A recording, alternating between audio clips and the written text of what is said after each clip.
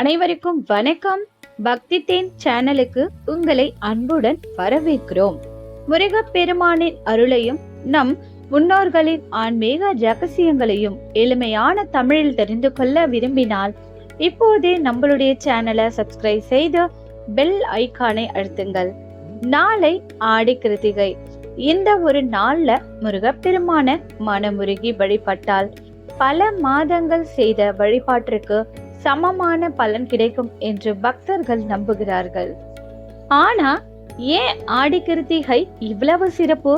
மற்ற கிருத்திகை நாட்களை விட இந்த நாட்களுக்கு என்ன மகிமை?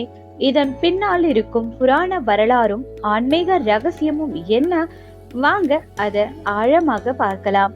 சிவபெருமானின் நெற்றிக்கண்ணில் இருந்து வெளிப்பட்ட 6 தீப்பொறிகள் சரவண பொய்கையில் 6 குழந்தைகளாக அவதரித்தன. அந்த 6 குழந்தைகளையும் கிருத்திகை பெண்கள் அன்புடன் வளர்த்தனர். பின்னர் பார்வதி தேவி அந்த 6 குழந்தைகளையும் ஒன்றிணைத்து 6 முகனாக ஸ்ரீ முருகப்பெருமானை உலகிற்கு அருளினார். அதனாலதான் கிருத்திகை என்ற நட்சத்திரம் முருகனுக்கு மிகவும் பிரியமான நட்சத்திரமாக கருதப்படுது.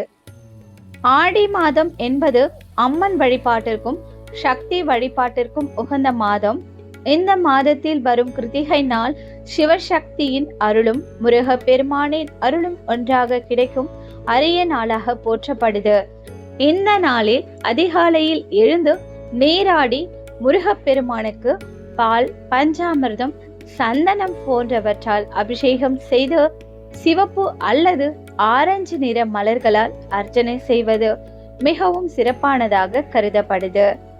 ஓம் சரவண பவ என்ற திருநாமத்தை 108 முறை ஜெபிப்பதும், கந்த சஷ்டி கவச்சம், சுப்பிரமணிய புஜங்கம் அல்லது திருப்புகழ் பாராயணம் செய்வதும் சிறந்த வழிபாடாகும்.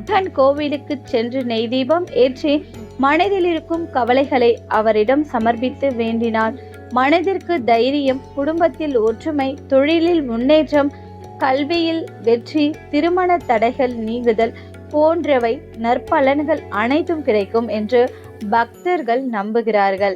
ஆடி கிருத்திகை நமக்கு சொல்லும் மிகப்பெரிய பாடம் என்னன்னா, வாழ்க்கையில் எத்தனை தடைகள் வந்தாலும் பக்தியுடனும் நம்பிக்கையுடனும் முன்னேறினால் இறைவன் சரியான நேரத்தில் நம்மை உயர்த்துவார்.